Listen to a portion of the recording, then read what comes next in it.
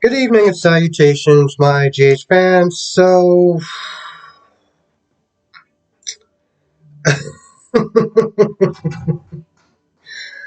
don't know about this episode. I really don't. There's a couple of issues that I have with this episode. And one is just logic and common sense. Okay? And the other is just an absolute 100% waste of time. And I think at this point, we all know what I'm talking about when I say waste of time. So let's start off with the lack of logic and common sense. At this point, Marty and the DA and his lawyer, well, of course his lawyer, but a lot of people isn't there saying that is, Anna's the one that shot Lucy, Anna's the one that did it, and you did it, and I'm just like, wait, Marty, I get that you're angry, you're frustrated, that Anna put Lucy and you in this position in the first place. Okay? But if you're going to sit there and say she's some sort of super spy, do you think that she would just straight up kill her, right on the open like that? And it just happened. It just so happened that a drone was flying by at that specific time to catch her in the act. And also, the most glaring, obvious part that is missing from everyone, including Anna, is that she has a twin named Alex. But apparently, they're dumbing down Anna so much that she just assumed that she's dead. Alex died, yeah, she went overboard. I mean, I didn't see a body or anything like that, but no, she's gone. Yeah, I'm like 100% sure that she's dead. So the whole time she's sitting there being like, he framed me, Victor framed me, this, that, and the third. And granted, it's already not looking good for you because people are at this point are just stupid. So Anna decides to make it worse by going in the interrogation room and running around and chasing Victor around the interrogation desk like we're playing Ring Around the Rosie. Because at this point, why not? At least that would actually have some sort of logic to it. So now Jordan's like, yo, you're not going back in there. You need to calm down. You know better than to be sitting there acting up. And I'm just like, yes, you do know better. If you know you're getting framed by this guy, why go in there and make his argument so why make his job so much easier? Why? Why? You are a so-called trained spy. What in the hell are you doing? Chasing Victor around like okay.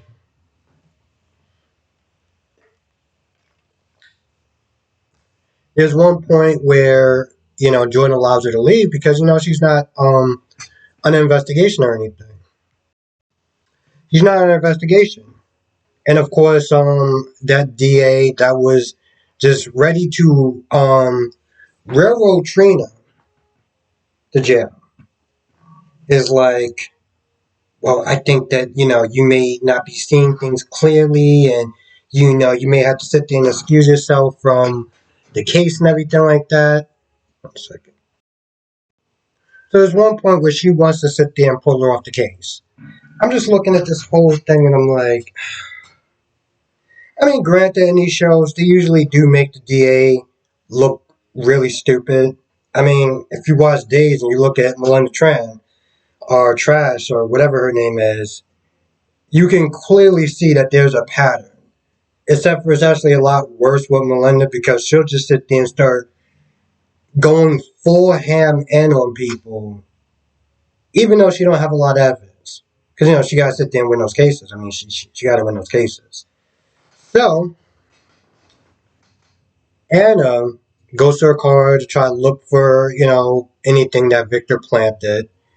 Um, and the DA's all like, "Oh, we're sorry for for the cops, wasting your time." And I'm like, "Okay, whatever." And of course, Anna finds a gun, the same gun that was probably used, the same gun that was used to shoot Lucy. I'm like, okay, sure. um, Sasha's still sad. In case anyone wants to, they're just wondering. Um, and granted, she got good reason or whatever. I just, I don't know. Maybe I'm thinking about Brooke because Brooke is always like crying like every 2 minutes. Um, I don't know. You know, that's not even that's not even like the. All right, so Carly and Drew decide to take Carly's mother's ashes to the beach. That's it. This whole fight to sit there and try to save the cemetery and coming in at the last minute and trying to get people to change their mind, even though you don't live in Jacksonville. Um, you were nowhere to be found when this whole motion thing started, but you went to come in there and try to fight the good fight. And then in the end, you just dump the ashes into the sea or whatever. Yep. So and the thing, okay, here's the thing. Now this is a beautiful shot. Okay, beautiful, just gorgeous scenery.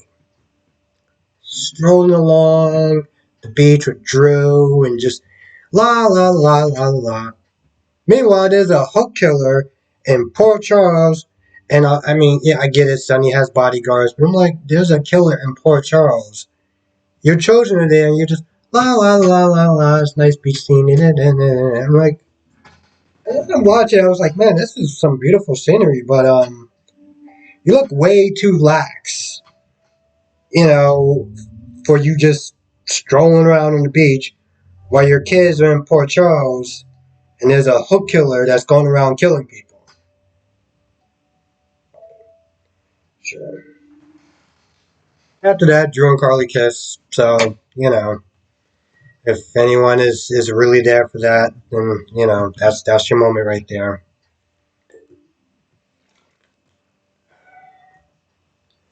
I got to a point where they showed those scenes. I'm just like this. That's literally what I just stopped writing at that point. I was like, screw it, because like this is literally just I'm considering that to be one long boring commercial. Holly seems like she has gaps in memory, which is, you know, I was going to sit there and say to be expected, but it's to be more expected, um, to be more expected in these, scenarios when somebody comes back and they've been gone for like 2 years and they don't really remember much, and Robertson, they're fussing over her, and I don't know.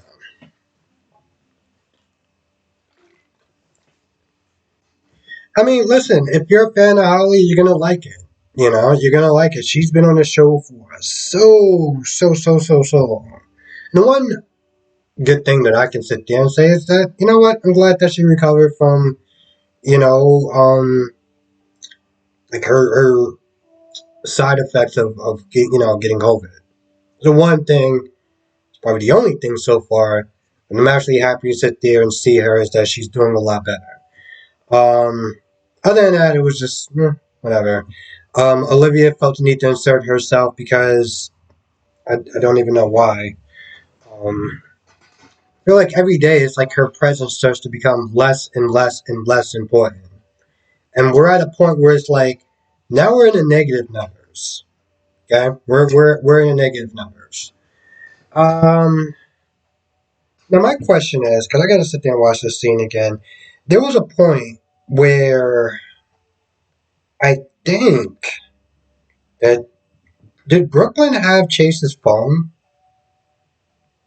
Because there was an email that was sent about his suspension and Dante's recommendation letter. And she just deleted it. Brooklyn just deleted it.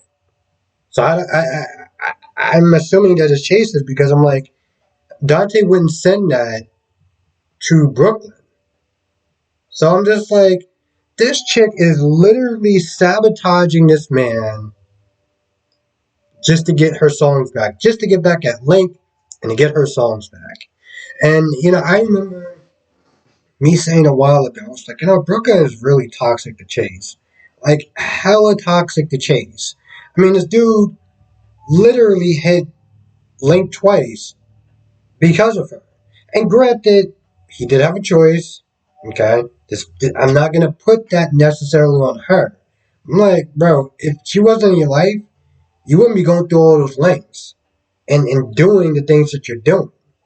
So now you're suspended again. I think he's suspended again. And this chick is literally, she cares more about what she wants than what you need.